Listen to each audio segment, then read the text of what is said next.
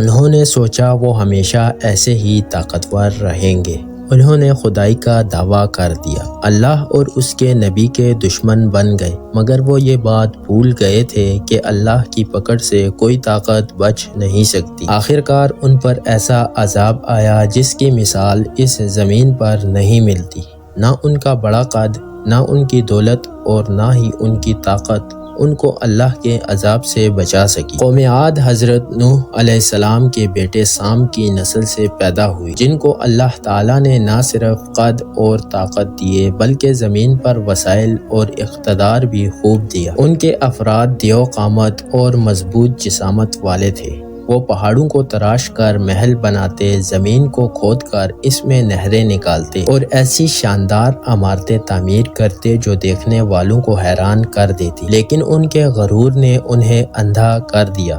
عرب کی سرزمین پر آباد ایک عظیم قوم، طاقتور جسم، بلند و بالا عمارتیں، لیکن وہ قوم اللہ کو بھول چکی تھی۔ قرآن پاک میں ارشاد ہے، کیا تم نے نہیں دیکھا تمہارے رب نے قوم عاد کے ساتھ کیا کیا، یعنی ارم کے ساتھ، جو صنعتوں والی قوم تھی، ایسی کہ اس جیسا کوئی شہر کسی ملک میں پیدا نہیں کیا گیا تھا۔ انہوں نے اللہ تعالیٰ کے احکامات کو نظر انداز کیا، شرک میں مبتلا ہو گئے، بتوں کی پوجا شروع کر دی اور اللہ کے نبی حضرت ہود علیہ السلام کو جھٹلا دیا۔ حضرت ہود بہت نرمی کے ساتھ فرمانے لگے، اے میری قوم، صرف اللہ کی عبادت کرو، وہی تمہارا رب ہے، تمہارا پیدا کرنے والا ہے۔ اگر تم باز نہ آئے تو عذاب الہی تم پر آ جائے گا۔ قرآن مجید میں ارشاد ہے، اور ہم نے عاد کی طرف ان کے بھائی ہود کو بھیجا، انہوں نے کہا، اے میری قوم، اللہ کی عبادت کرو، اس کے سوا کوئی تمہارا معبود نہیں۔ حضرت ہود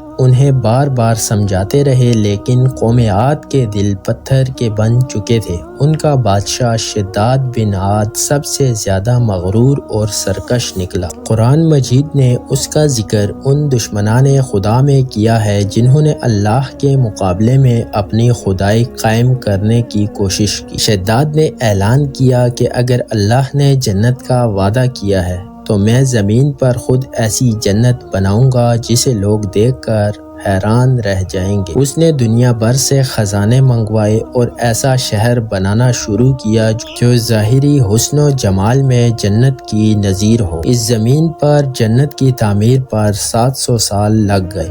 ہر عمارت سونے اور چاندی سے مزین تھی، فرش ہیرے اور جواہرات سے جگمگاتے اور درخت سونے کے پتوں سے بھرے، نہریں خوشبودار پانی سے بہتی ہوئی اور باغات ایسے تھے جنہیں دیکھ کر جنت کا گمان ہوتا۔ شداد کا غرور آسمان کو چھو رہا تھا، لیکن وہ یہ بھول چکا تھا کہ انسان جتنی بھی ترقی کر لے، اللہ کے وعدے کو جھٹلا نہیں سکتا۔ وہ رب جس نے سب کچھ عطا کیا، وہی سب کچھ واپس لینے پر بھی قادر ہے۔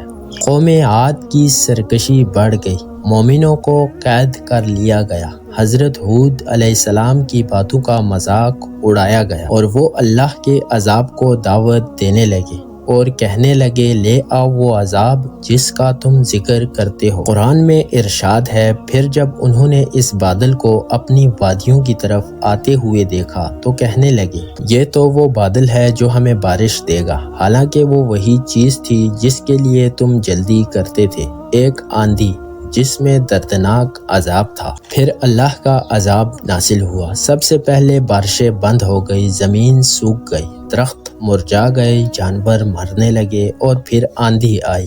ایسی آندھی 7 راتیں اور 8 دن تک چلتی رہی، جیسا کہ قرآن میں ارشاد ہے، اللہ نے اس آندھی کو ان پر 7 راتیں اور 8 دن لگاتار مسلط کر رکھا، یہاں تک کہ تم دیکھتے کہ وہ لوگ مرے پڑے ہیں، گویا کھجور کے تنے۔ طاقتور جسم ریت کی طرح ہوا میں اڑ گئے، ہر بلند عمارت زمین بوس ہو گئی، اور قوم عاد کو ایک بہت تیز زوردار آندھی سے ہلاک کر دیا گیا۔ اللہ نے حضرت ہود اور ایمان والوں کو بچا لیا اور دنیا کو ایک مثال دے دی کہ کوئی غرور، کوئی طاقت اللہ کے مقابلے میں کچھ نہیں۔ یہ صرف ایک داستان نہیں بلکہ ایک عبرت ہے ہر اس انسان کے لیے جو اپنے غرور میں رب کو بھلا بیٹھا ہے۔